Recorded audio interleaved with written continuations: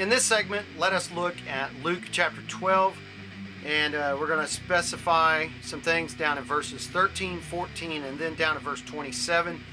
So if you will, take your mobile device, your computer, or your Bible, and let's turn to this chapter. I will be reading from the King James. Here is Luke 12, verse 13. And one of the company said unto him, Master, speak to my brother, that he divide the inheritance with me. And this is Jesus' response. It's found in verse 14. Jesus said, Man, who made me a judge or a divider over you? So let's take a look at this verse real quick. First thing I want to point out to you is in verse 13 with the use of the word master. This word has been used before. We've looked at it in previous segments. Look at segment 25 and segment 37. You'll see the studies of the word didaskalos and how it influences what we're going to talk about here in this video today. So the word didaskalos is very important. But Jesus uses this moment to speak about focusing on material wealth. We can tell that because of what follows after these verses.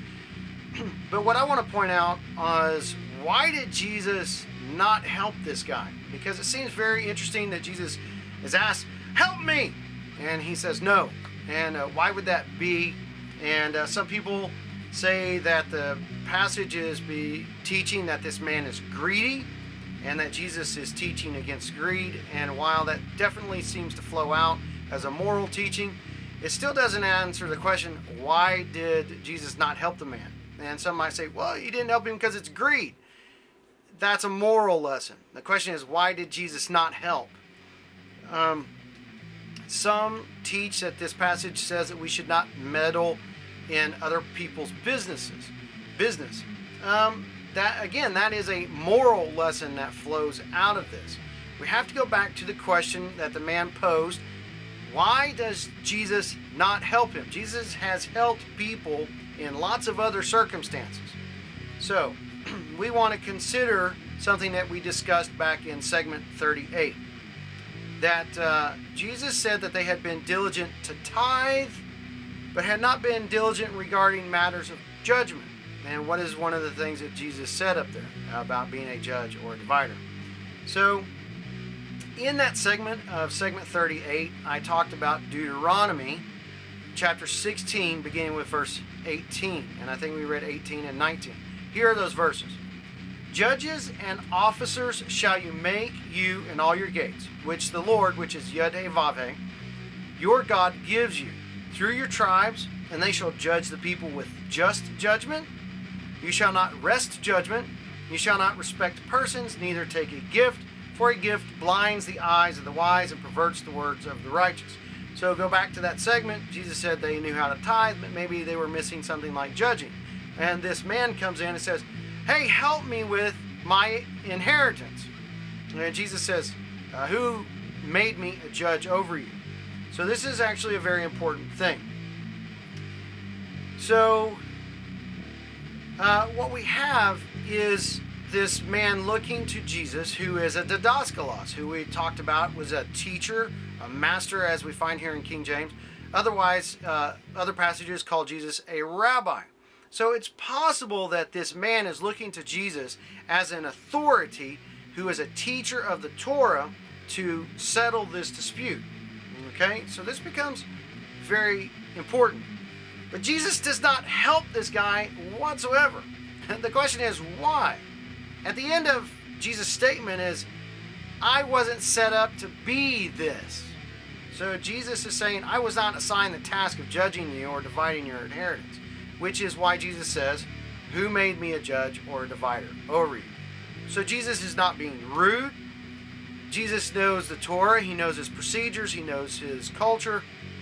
And he knows that this man needs to take his problem to those who will help these matters.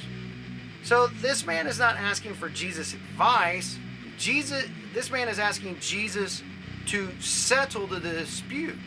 Hey, help me with my brother, and let's drop this problem right here. And this is not what Jesus is doing. So,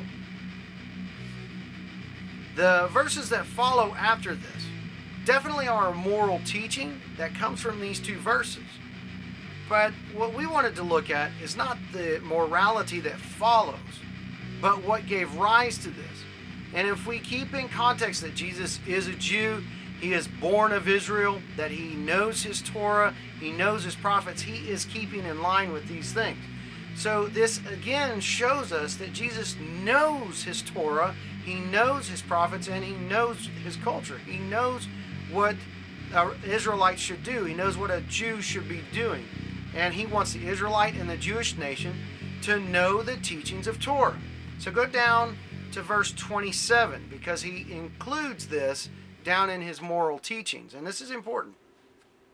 Jesus said in verse 27, "Consider the lilies, how they grow. They toil not, they spin not. Yet I say to you that Solomon in all his glory was not arrayed like one of these." Yes, it's part of his teaching, but look at where he's drawing his teaching from. He's drawing it from the man Solomon. Of course, Solomon was a king, but you find Solomon in the book of 2 Samuel and the book of 1 Kings. These are the 4th and 5th books of Nevi'im, which is the prophets. So Jesus is making a comparison. He starts out by talking about the Torah, because I'm not set up over you. Then down in his moral teaching, he goes to the prophets. And so Jesus has used both the law and the prophets in answering this person, which is very important. So what does this reveal to us?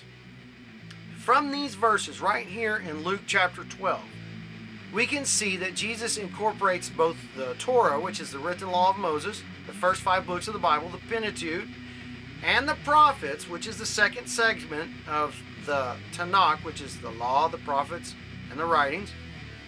Jesus incorporates these things into his answers and into his teachings.